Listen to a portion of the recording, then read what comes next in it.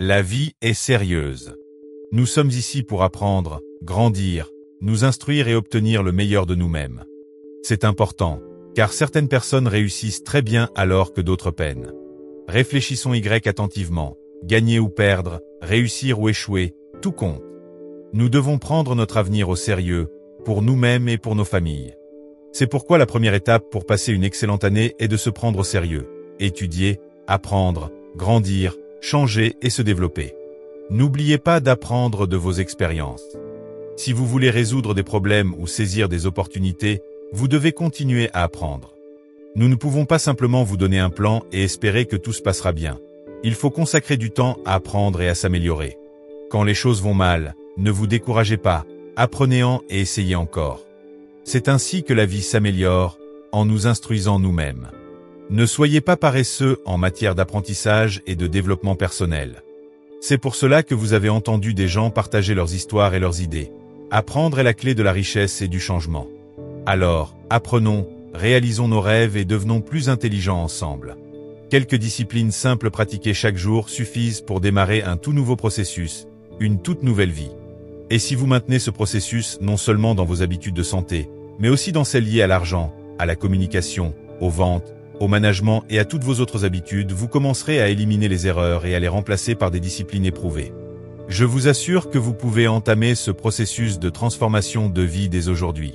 Vous n'aurez plus jamais à rester le même, par simple choix, en acceptant les erreurs et les jugements.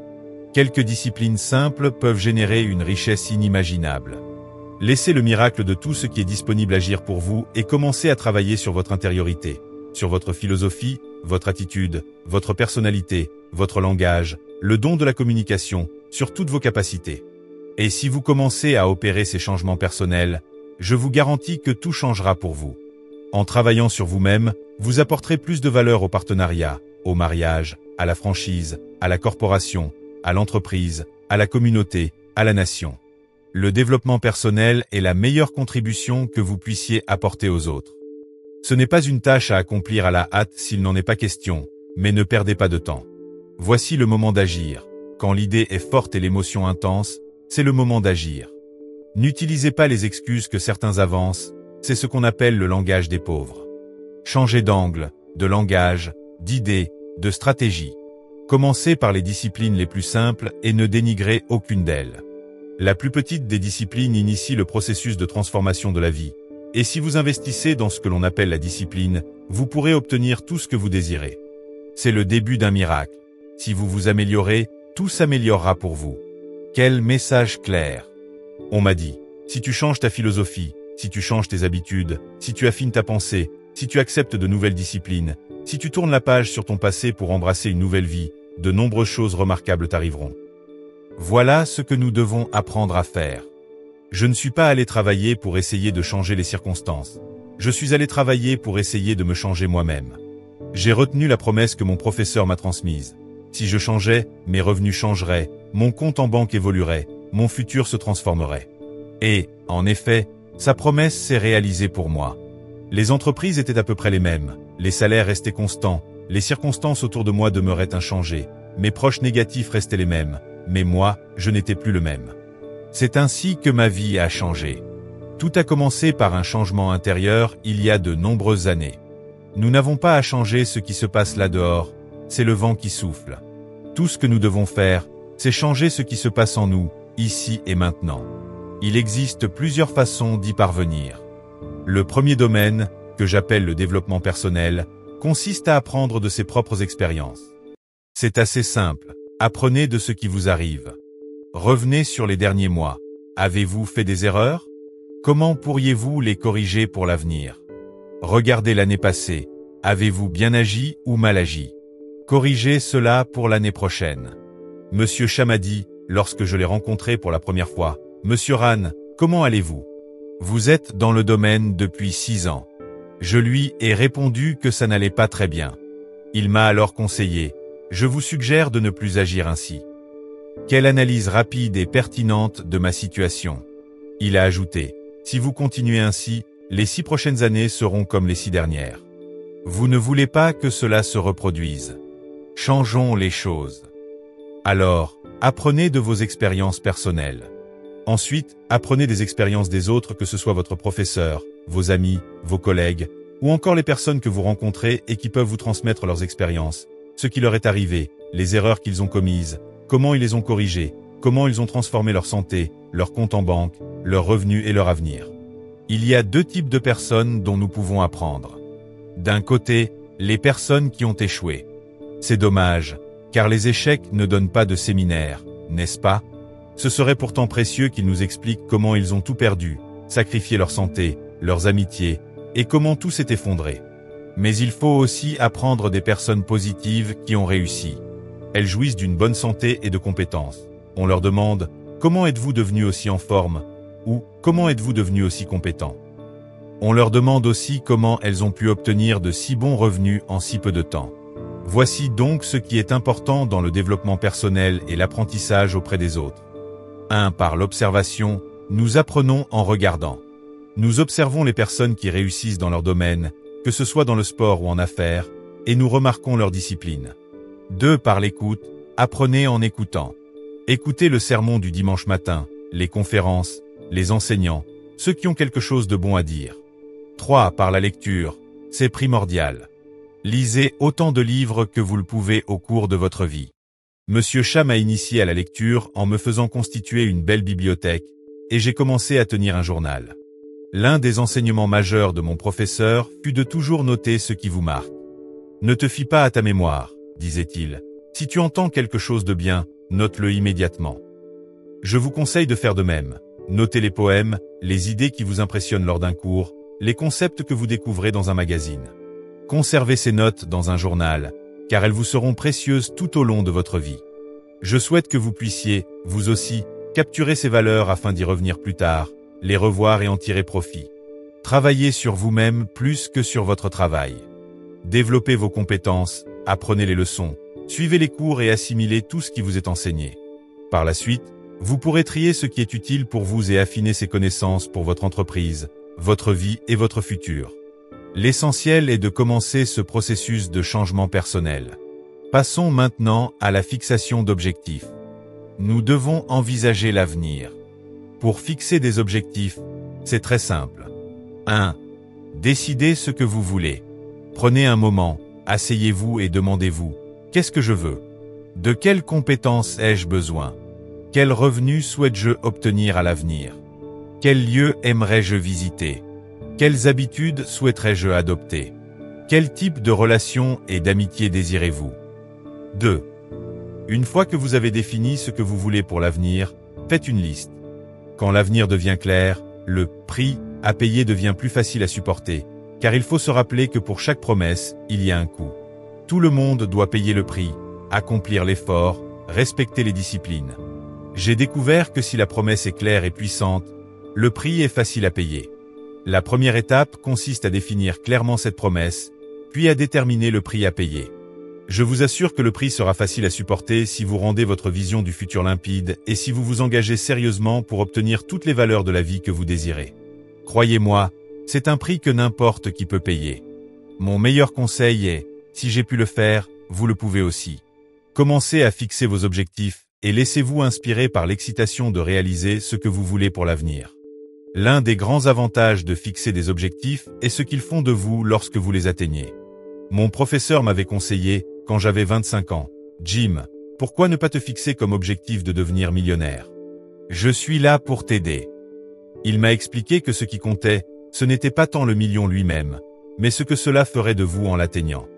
Fixez-vous des objectifs qui vous transforment, qui vous poussent à grandir, à apprendre et à vous dépasser. Ne les fixez pas trop bas, sinon vous n'aurez pas à vous surpasser, à lire, à essayer ou à vous étirer. Et surtout, ne trahissez pas vos valeurs ni vos principes en visant des objectifs qui vous coûteraient votre intégrité. Il faut avoir des objectifs inspirants qui vous aideront à grandir, à changer et à devenir meilleur que vous ne l'êtes aujourd'hui. Si vous voulez quelque chose qui vous soutienne face aux défis, aux difficultés et aux obstacles, vous devez avoir une vision qui dépasse le présent au-delà d'aujourd'hui, de la semaine prochaine, du mois prochain, ou même de l'année en cours. Plus votre vision est claire, plus elle vous tirera vers l'avenir. Elle dynamise votre vie, votre esprit, votre cœur et votre âme, et elle stimule votre imagination pour trouver les moyens d'atteindre ce but. Avec une bonne dose d'idées et de positivité, il n'y a rien d'impossible. Les idées, sans action, ne produisent rien. La philosophie n'est pas la fin en soi, c'est le commencement. Elle doit être mise en œuvre. Quand j'évoquais la philosophie, l'attitude et les disciplines, je disais qu'elles devaient être investies.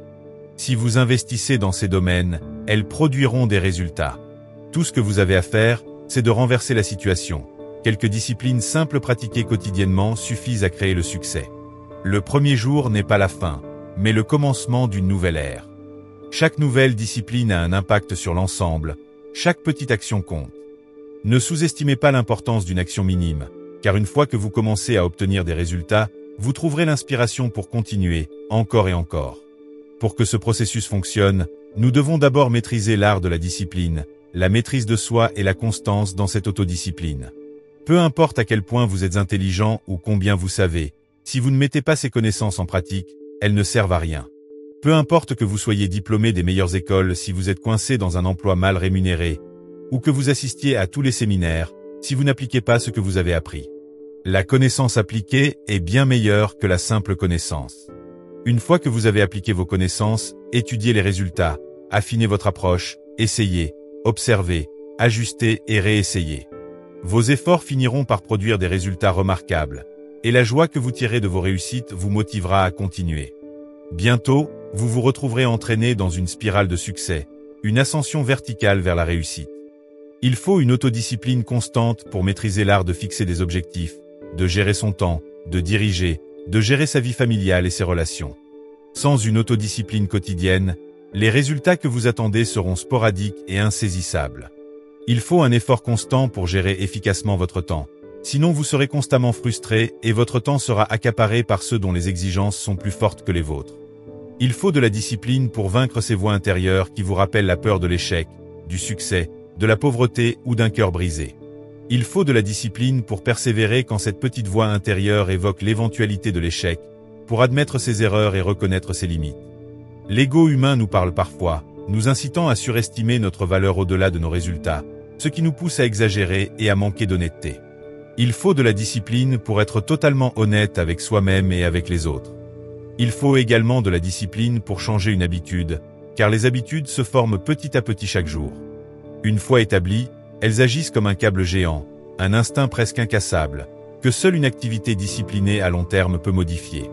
Rentrez chez vous, faites une liste et posez-vous la question. Qu'est-ce que je ne fais pas et qui serait facile à faire, mais qui pourrait grandement améliorer ma santé ou ma richesse? Qu'est-ce que je néglige et qui serait simple à mettre en place?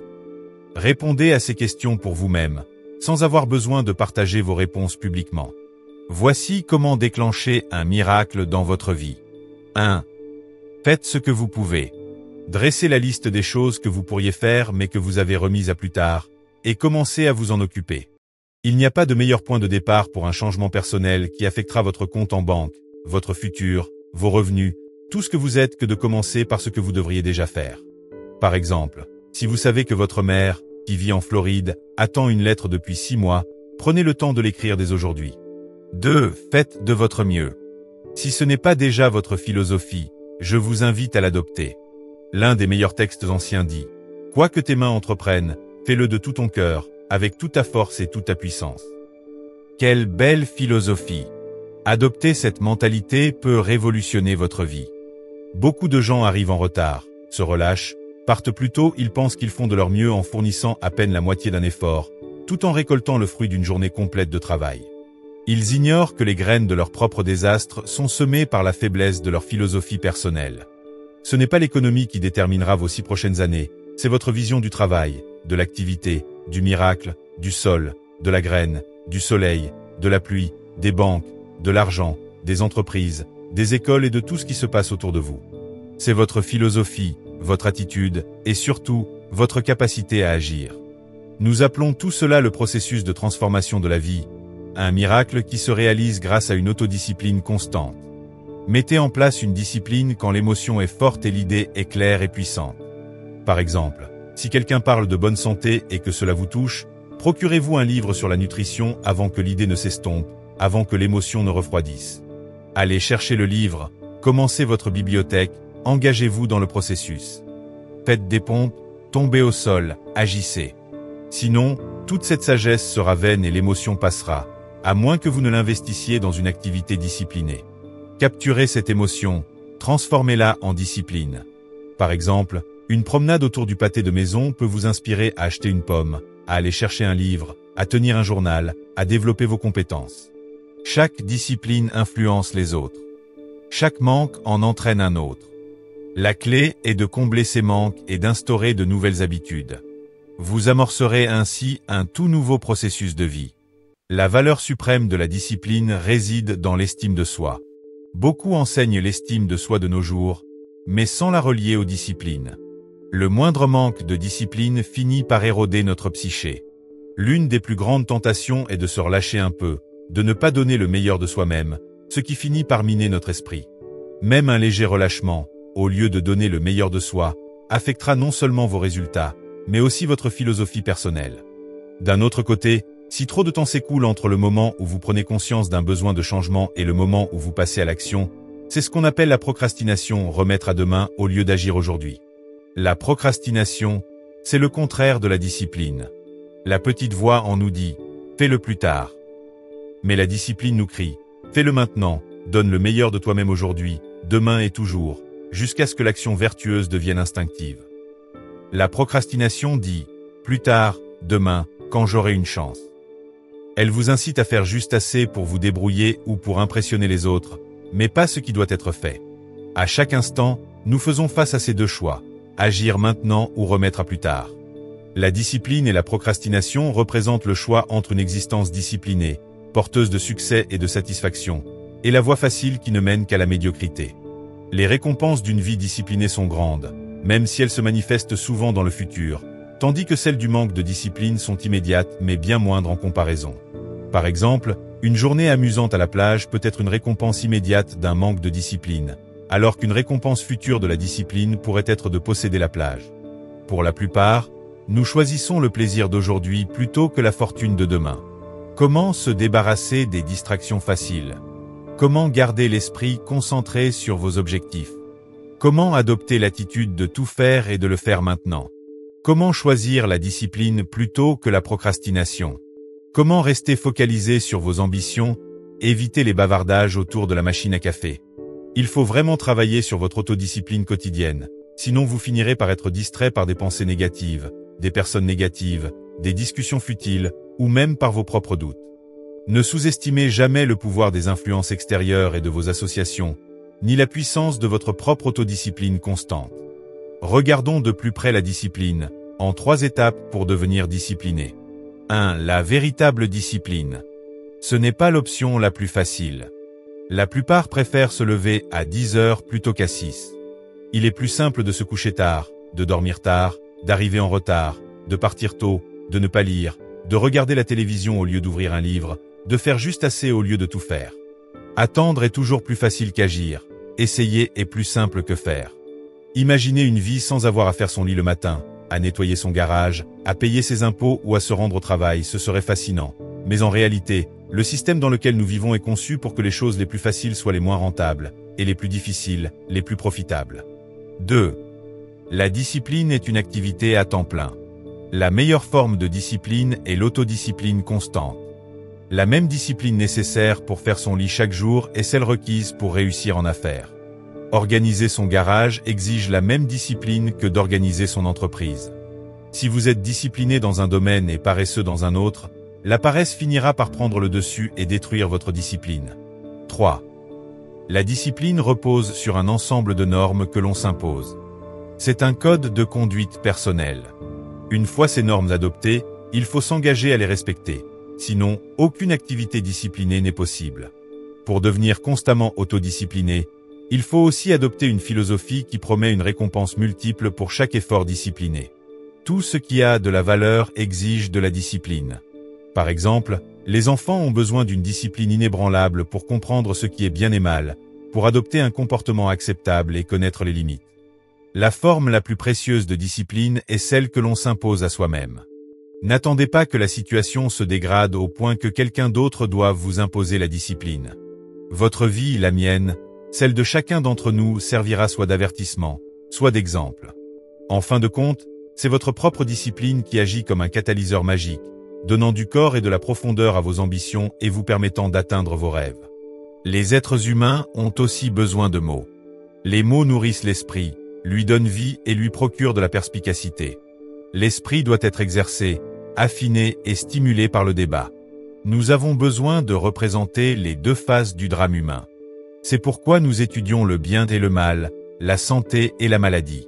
Il faut donner la parole à toutes les opinions pour renforcer nos propres arguments. Notre philosophie personnelle doit être développée afin de voir les opportunités de l'autre côté et de les exploiter au maximum. C'est là le double défi, développer des idées, une philosophie et les renforcer. La bataille de l'esprit est quotidienne. Que penser et ne pas penser, c'est un processus continu de croissance et de développement. Un voyage vers la maximisation des opportunités tout en évitant les dangers, tant en nous qu'autour de nous. Les conseils de M. Schopf, qui disait de « garder la porte de votre esprit bien fermée », sont inestimables. Il nous rappelle que nous avons le pouvoir de décider ce qui entre dans notre esprit et, en fin de compte, de façonner notre avenir. Nous devons nous méfier des pensées négatives et des doutes qui pourraient nous voler notre potentiel. Au lieu de cela, renforçons notre dialogue intérieur, cultivons un esprit sain, fort et avisé, et engageons-nous chaque jour dans le débat sur la vie. Que manger, où aller, que dire, que faire. En agissant ainsi, nous construisons un bouclier contre la négativité et les distractions qui pourraient freiner notre développement personnel et notre réussite future. Construire une vaste bibliothèque mentale est essentiel.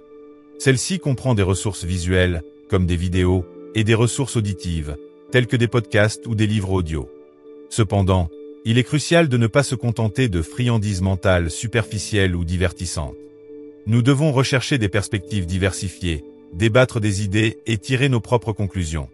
Il est également essentiel de se donner la possibilité de changer et d'affiner nos philosophies au fil de notre évolution.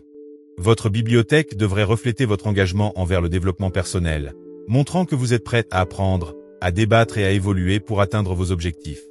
En fin de compte, ce sont les petites actions quotidiennes, pratiquées de manière régulière, qui font la plus grande différence dans nos vies.